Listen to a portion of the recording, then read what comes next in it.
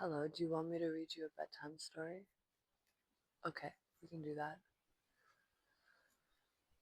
This one's called The Ginkgo Tree Who Forgot How to Grow. I wrote it at the Vancouver Public Library on a computer.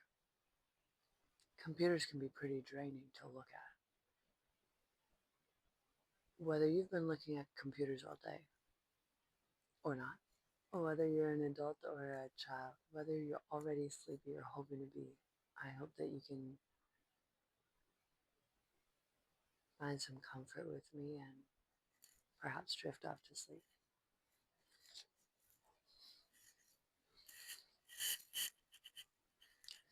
The Ginkgo Tree Who Forgot How to Grow. Once, somewhere under the vast and yawning sky, there stood a very old, very peculiar ginkgo tree named Harold. Now, Harold wasn't exactly what you'd call a go-getter. He wasn't out here spreading his branches toward the sun with ambition or soaking up nutrients like a tree with a plan. No, Harold was a dreamer, if trees can dream at all. He lived in a soft, hazy daze. And most mornings, Harold could be found staring at the clouds as though they held answers to questions he didn't even know he was asking. He'd gaze up, squinting his leaves, and wonder, what is a cloud really? And then in the same breath, wait, what's a ginkgo again? You see, Harold had a little habit of forgetting that he was supposed to be a tree. Most trees have a knack for growth. They follow the seasons, stretching their branches out in the spring, developing into a bright, vibrant green, so bright you could almost hear it humming. But Harold, oh dear Harold, couldn't quite manage that. Sometimes he'd forget his own branches, lose track of his roots, and once he was fairly certain that he had misplaced half his leaves on a windy night, only to realize that, in fact, they'd simply fallen off for the winter. Harold's life was less of a botanical journey and more of a half-lucid stroll through a cosmic meadow. One morning, a butterfly landed on him, a butterfly so iridescent that it seemed as though it had been born of pure moonlight and whimsy. Her wings shone in purple, blue, and gold, and her delicate antennae wobbled in a rhythm that only she seemed to understand. She looked at Harold with her shimmering, all-knowing gaze and sighed. Oh, Harold, you're such a tree. Harold looked up in confusion, his branches quivering. A tree, you say? He mumbled on. How peculiar. I was wondering just the other day if I might be something else, like perhaps I might be a cloud. He looked wistfully up at a billowy one drifting overhead. They look so soft, you know.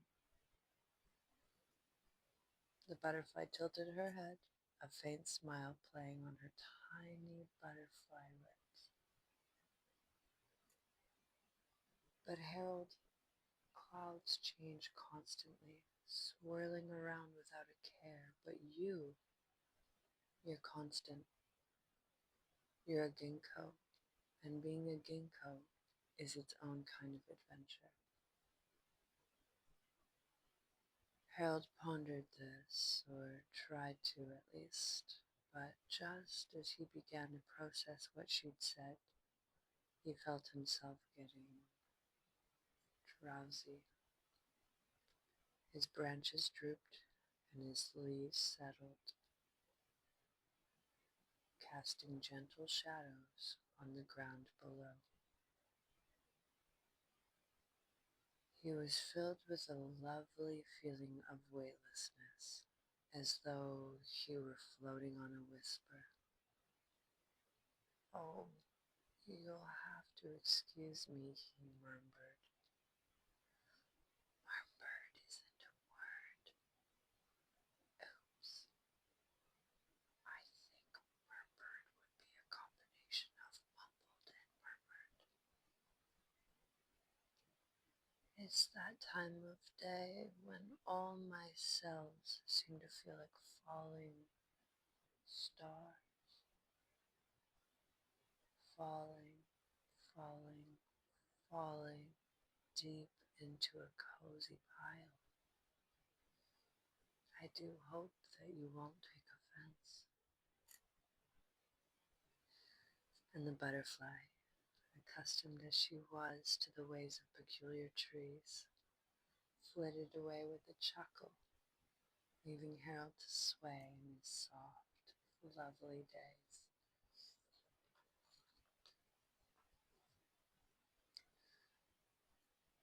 Days drifted by in this way, and Harold was never quite sure whether they were passing at all.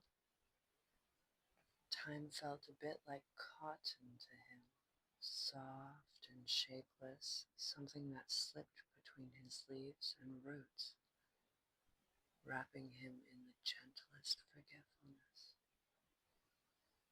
Sometimes, when the sun sank low and turned the world pink and gold, he'd think he was growing at last,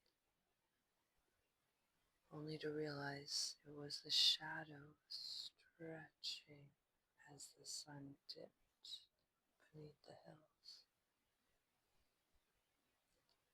One afternoon, as Harold was blissfully pondering whether he might be a rock this time, an owl landed on one of his branches. This owl, with his wide amber eyes and feathers fluffed up in proper owl fashion, seemed to know things, many things, perhaps too many things. The owl looked at Harold with a gaze so steady it was like staring into a pool that held all of life's secrets. The owl cleared his throat, which was a remarkably elegant sound for a creature of his bulk. "Good evening, Harold," he said in a voice that sounded like the last notes of a song played by the wind. "I trust you're well." "Oh, quite," Harold replied, though he wasn't entirely sure what well meant. "I'm just here, contemplating the shape of my bark. I'm rather attached to it, I think." The owl gave a slow, deliberate nod. "Indeed, indeed. Tell me, Harold, have you ever thought about why you're here?"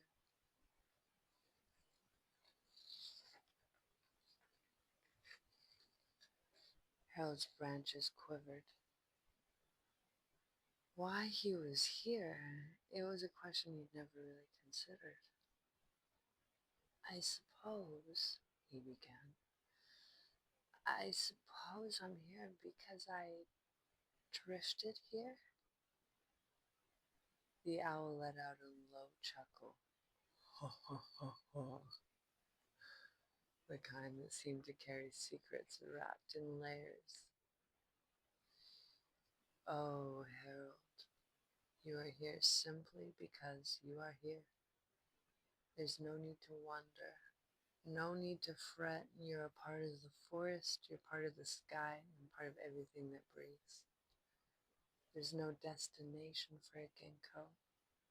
You're already where you're meant to be."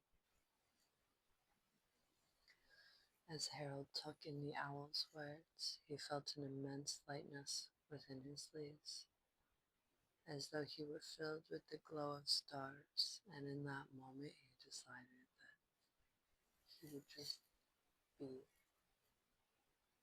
No more wondering, no more pondering, just being. And as he stood there simply existing, he felt a strange sensation he hadn't known before. Almost as if, in the most mysterious way, he was growing. Not in inches or feet, but in some quiet, invisible sort of way. Like the growth of contentment or the unfurling of peace. The owl gave him one last knowing nod before fluttering off into the dusk, leaving Harold to settle into the quietness of himself. Seasons passed in this gentle haze, with Harold taking in each one like a soft, silken dream. In spring, the air shimmered with fresh, green life, and Harold basked in the newness of it all. In summer, he stood proudly in the sunlight, feeling warm and golden. In autumn, his leaves turned to fans of gold, each one a tiny sun. And he watched as they drifted gently to the ground like flakes of forgotten time.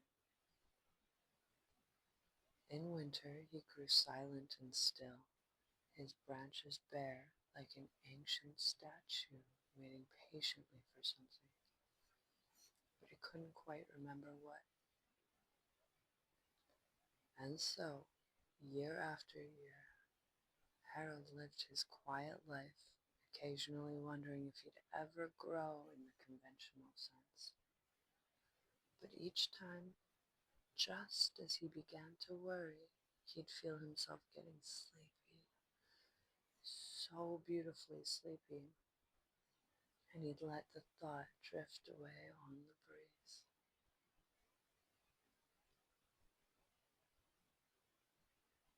One day, many years later, a young sapling sprouted nearby, and in her excitement to learn about the world, she looked up at Harold, who was now a towering, venerable presence with branches spreading wide and majestic above her. "Oh, Mr. Ginko," she said with youthful awe, "how did you grow so big?" Harold, who hadn't even noticed, gave a small, sleepy chuckle. "Oh, I suppose it just happened. I didn't try, you see. I just relaxed and was." And with that, Harold let himself drift back into the soft, gentle dream that he'd always lived in, breathing in the essence of stardust, moonlight, and clouds. A ginkgo tree who'd forgotten how to grow and had somehow grown into everything that he was meant to be.